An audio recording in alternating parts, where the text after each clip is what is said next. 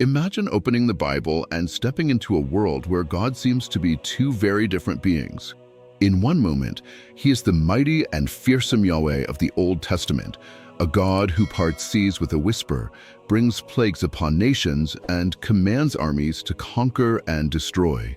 This is the God who demands loyalty, enforces strict laws, and wields power with undeniable authority, a deity of fire, thunder, and unyielding justice. Then, in the turn of a page, the narrative shifts. You find yourself in the New Testament, where the atmosphere is softer, warmer. Here, God is a loving Father who walks among the poor and the broken, embodied in the gentle and compassionate figure of Jesus Christ.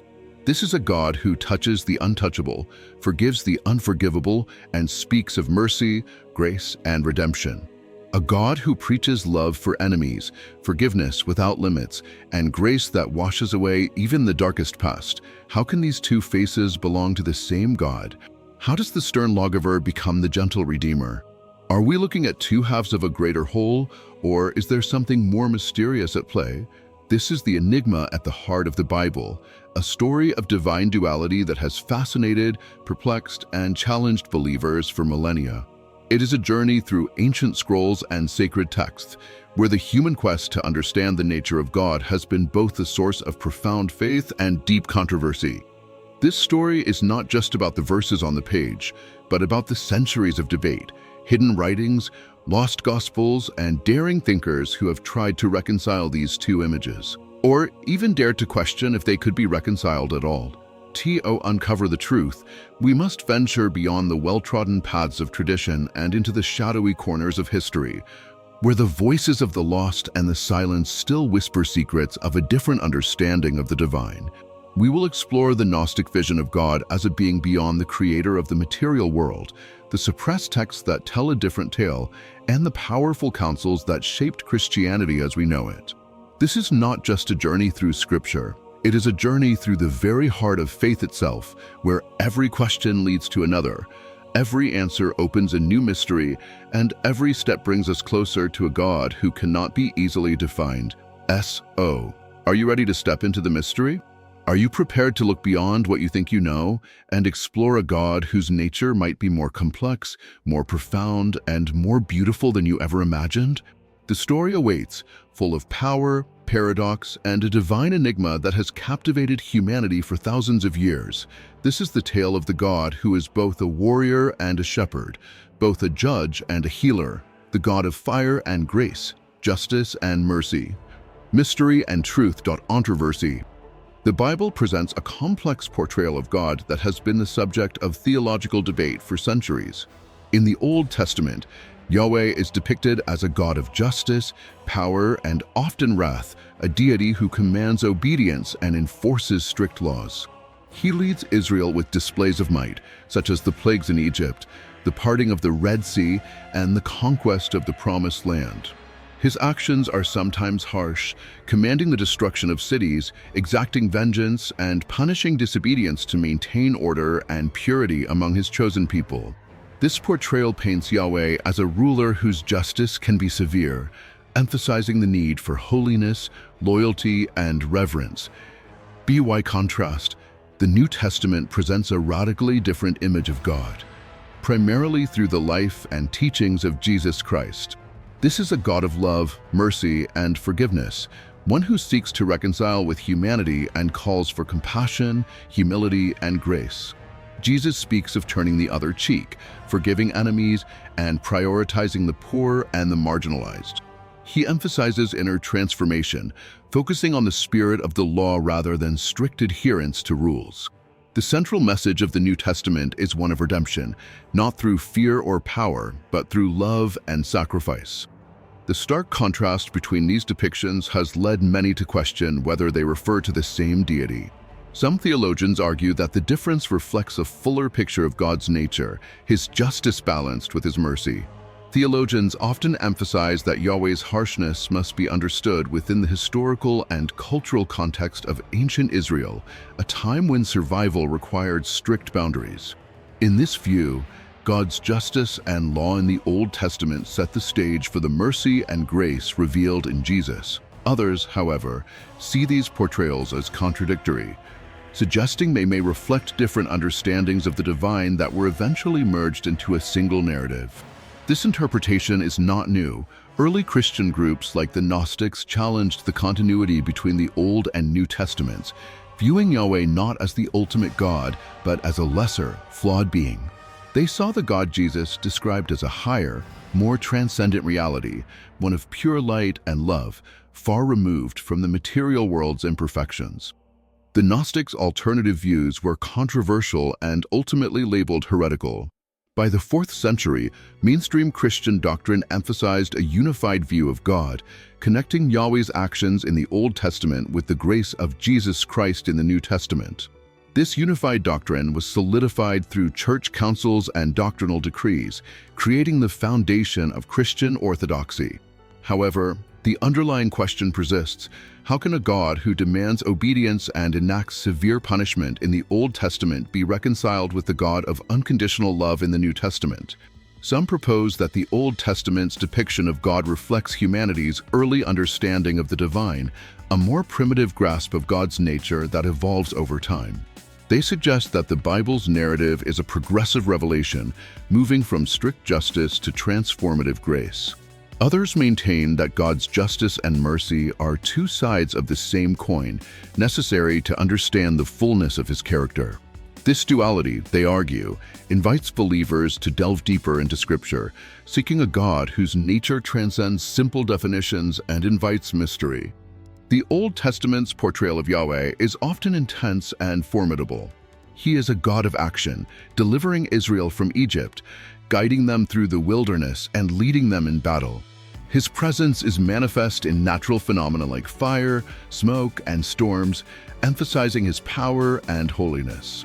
Yahweh's relationship with Israel is covenantal, bound by laws that define worship, morality, and social justice. He is a God who demands loyalty, punishes disobedience, and commands awe.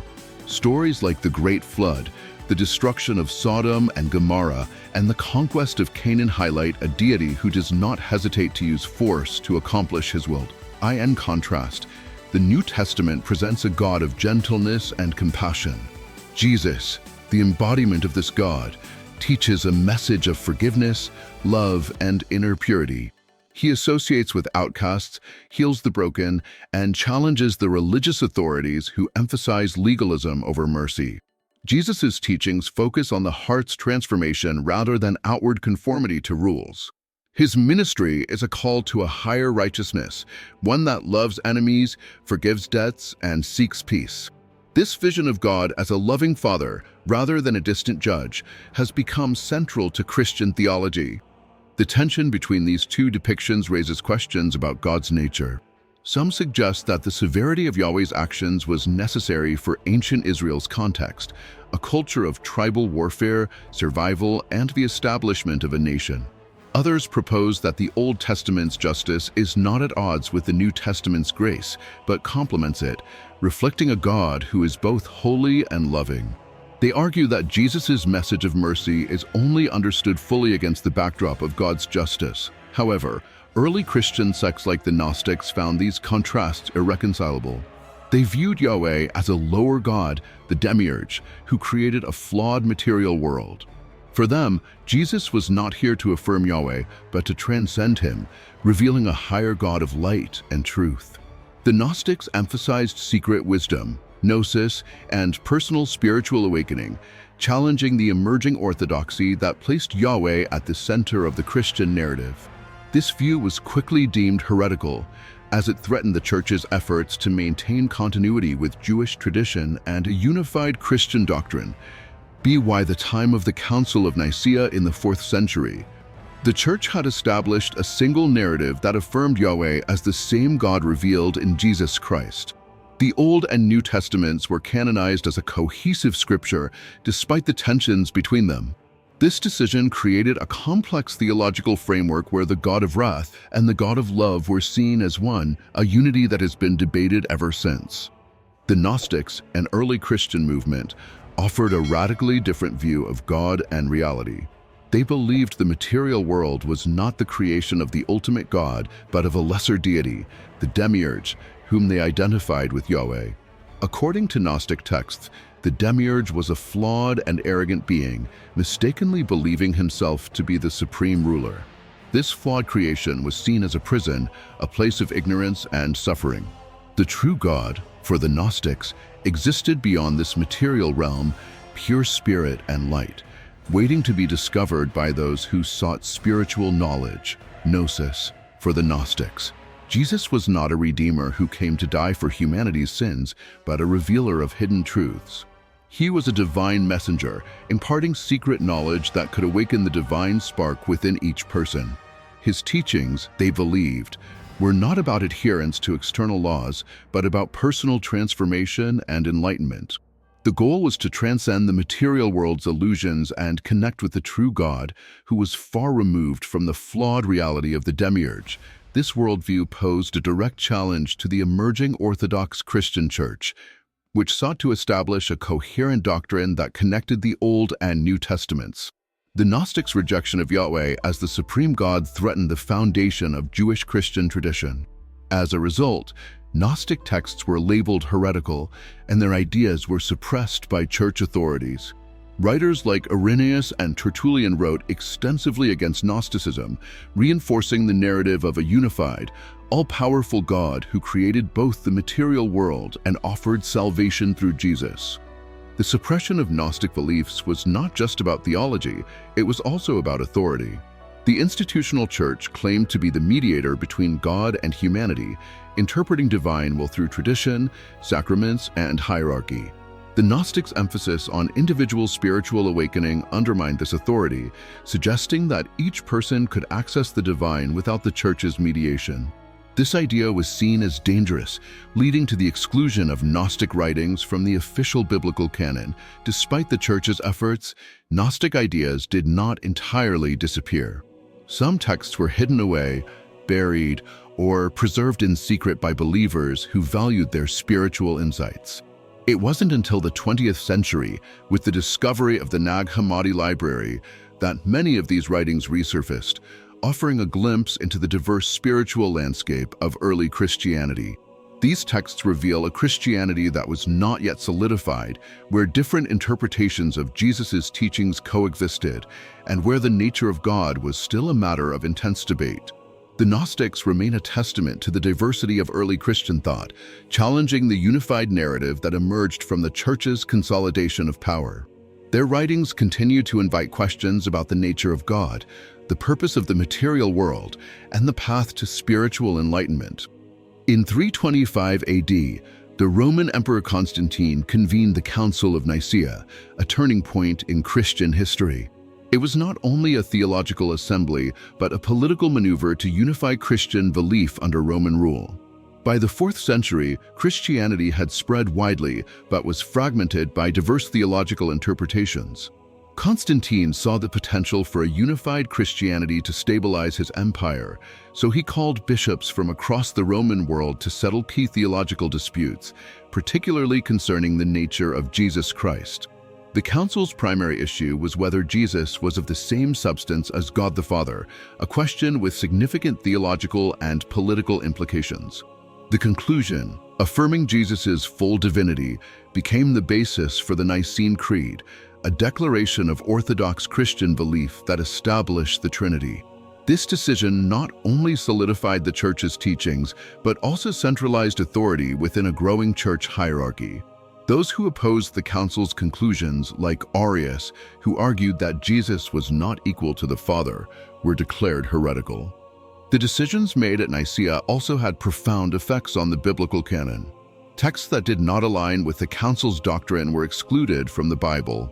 Gospels like the Gospel of Thomas, which emphasized personal enlightenment, were marginalized, while texts supporting a unified narrative of Jesus' divinity were preserved.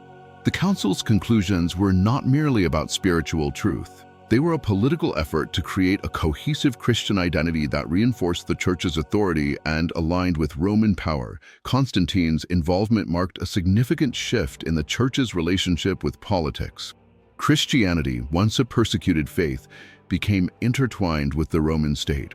The boundaries between religion and politics blurred, and the Church's doctrine became a tool for unity and control.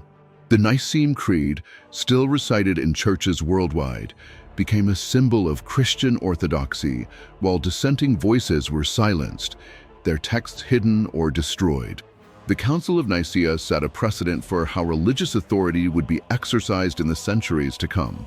It established a pattern of defining orthodoxy and suppressing alternative views, shaping Christianity into a faith that was both spiritual and political.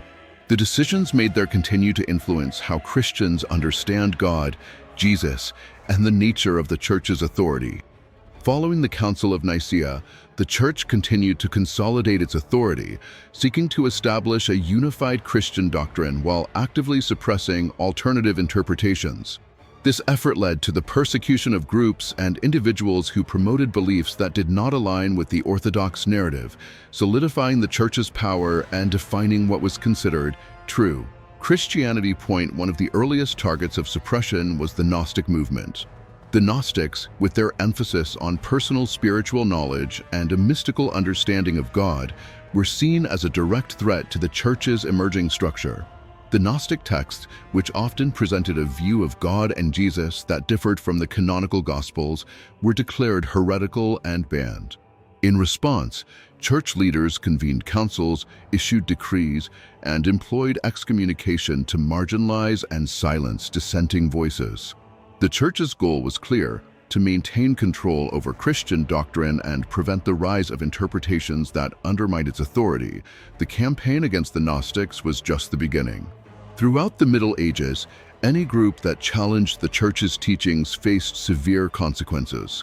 One notable example was the Cathars, a Christian sect in southern France with beliefs similar to the Gnostics. The Cathars rejected the materialism of the Church and saw the physical world as corrupt. They promoted a dualistic view of existence, emphasizing spiritual purity and a God who transcended the material realm. Their influence grew, leading Pope Innocent III to declare the Albigensian Crusade, a brutal military campaign that resulted in the massacre of thousands of Cathars and the destruction of their communities. To enforce doctrinal conformity, the Church established the Inquisition, a powerful institution designed to identify and punish heresy. The Inquisition employed interrogation, torture, and public executions to root out those who deviated from orthodox beliefs. Heretics were often forced to recant under threat of death, and those who refused faced imprisonment, torture, or execution. The Inquisition's reach extended far, from dealing with theological disputes to targeting individuals accused of witchcraft during Europe's witch hunts, a campaign fueled by fear and a desire to maintain control. The Church's suppression extended to sacred texts as well. The biblical canon, established by the 4th and 5th centuries, was closed, and texts that did not align with Church doctrine were excluded. Books like the Gospel of Mary Magdalene, which presented alternative views on Jesus' teachings and emphasized the role of women, were dismissed as apocryphal and banned. Similarly, the Book of Enoch, which contained fantastical visions of angels, demons, and cosmic battles, was excluded because its themes did not fit the Church's emerging theology. This pattern of exclusion was not just about protecting doctrine, it was also about power. By determining which texts were considered sacred, the Church controlled the narrative of Christianity. Alternative texts were labeled as dangerous, false, or heretical, while the approved canon reinforced the Church's authority. This exclusionary process continued for centuries, with the Church taking great care to preserve its version of Christian truth while suppressing diverse and mystical interpretations. Despite the Church's efforts, alternative beliefs persisted. Some texts survived in secret, preserved by small communities who refused to abandon their faith. Others were hidden away, buried in the sands of the desert, or copied and passed down in secret.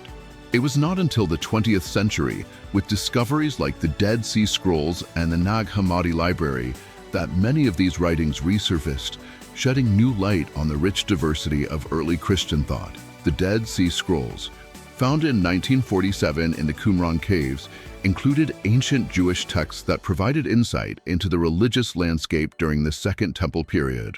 These texts revealed that different interpretations of Scripture coexisted, challenging the idea of a unified and consistent understanding of God. Similarly, the Nag Hammadi Library, discovered in 1945, contained a treasure trove of Gnostic texts, including the Gospel of Thomas and other writings that emphasized personal spiritual awakening. These discoveries have had a profound impact on the study of early Christianity, revealing that the Church's narrative was not the only path. The alternative texts provide a glimpse into a world where multiple interpretations of Jesus' teachings flourished, highlighting a faith that was far more diverse and complex than the unified narrative established by the Church. They challenge modern readers to reconsider what it means to follow Jesus and invite believers to explore a broader, more inclusive vision of spirituality.